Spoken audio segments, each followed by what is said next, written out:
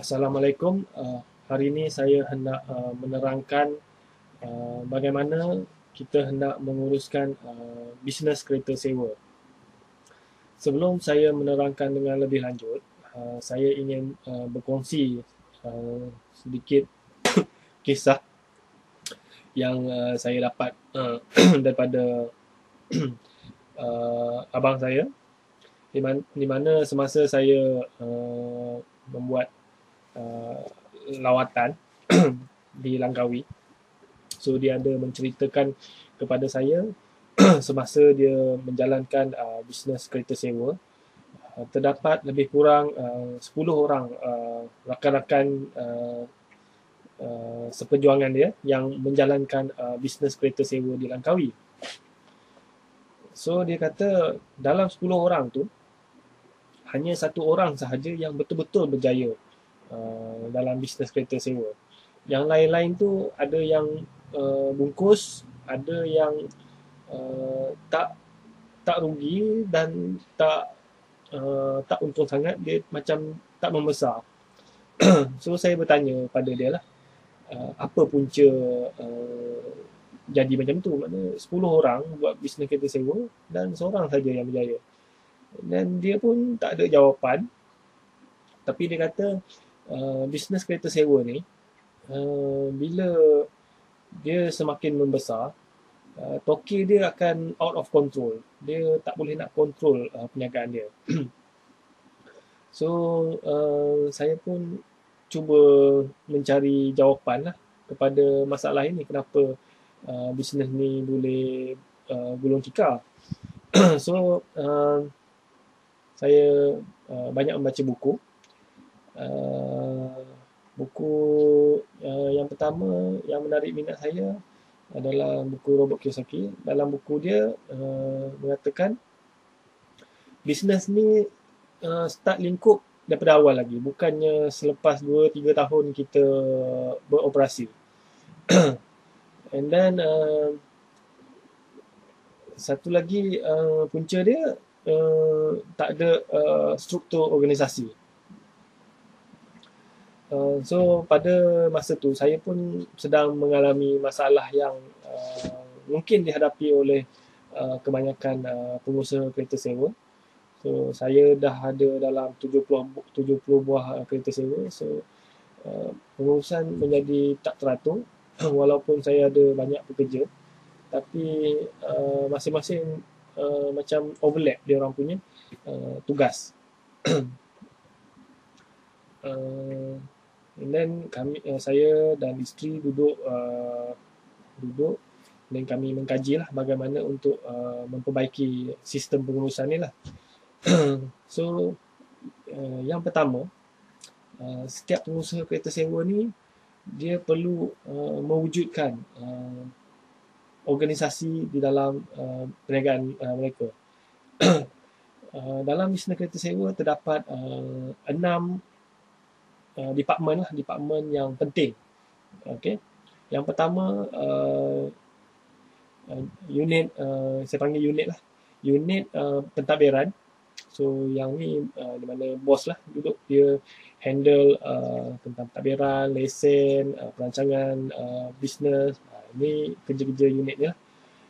Yang kedua unit sumber manusia, di mana unit ni bertanggungjawab tentang hak ehwal pekerja lah, gaji, cuti, disiplin semua. Ni unit sumber manusia. Yang seterusnya unit jualan dan promosi. So unit ni bertindak sebagai macam sumber pendapatan kepada syarikat lah. So bayaran tu semua ni unit ni yang bertanggungjawab lah. And then yang keempat unit kewangan. So unit kewangan ni dia bertanggungjawab tentang duit lah. So, pembayaran bil-bil kereta kepada kontraktor semua. Unit kewangan punya kerja. And then seterusnya unit IT. So unit IT ni dia bertanggungjawab hal yang berkaitan dengan IT lah, tentang laman web, email, promosi di internet. Tu unit IT lah punya kerja. Dan yang terakhir adalah unit servis. Unit servis ni dia bertanggungjawab untuk memeriksa kenderaan lah. keadaan baik semua kan, dah dicuci ke belum, minyak hitam dah tukar ke, wiper okey ke. Itu kerja unit servis. So saya akan terangkan secara terperinci tugas-tugas unit ni. Uh, and then dalam syarikat saya macam kami dah ada ramai pekerja lah, so saya boleh mengagihkan unit-unit ni kepada setiap seorang pekerja saya lah. Tapi kalau macam syarikat tu dia masih kecil, perlukah kita menubuhkan unit-unit ni? Pada saya perlu, sebab dia jadi lebih teratur lah. So untuk ambil tempahan, kita tahu macam mana prosedur dia, and then macam mana bila confirm, macam mana prosedur dia, bila kita nak hantar kereta ada prosedur dia, dia ada SOP lah, standard operation procedure, and then nak mencuci kereta pun dia ada prosedur dia, supaya setiap pelanggan yang menerima perkhidmatan kita tu dia akan mengalami satu pengalaman yang sama.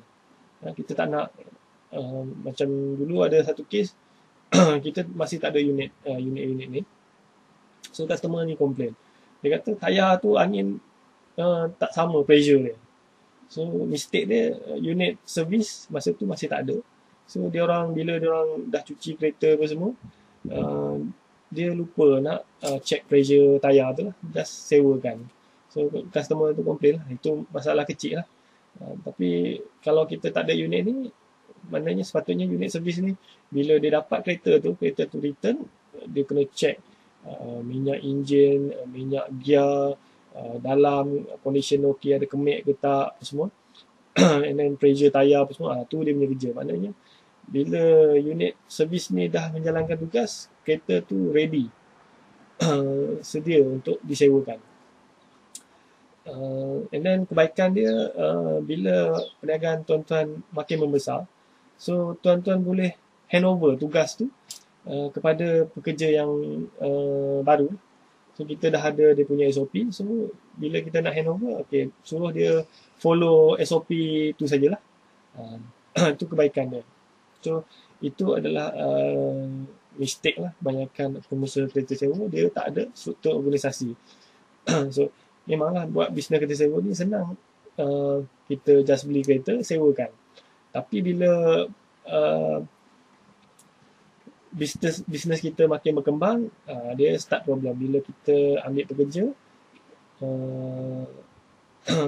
maknanya customer tu tak ada jaminan lah menerima layanan yang sama seperti masa mula-mula kita buat tu. So struktur organisasi ni penting lah. Kalau macam tuan-tuan syarikat masih kecil,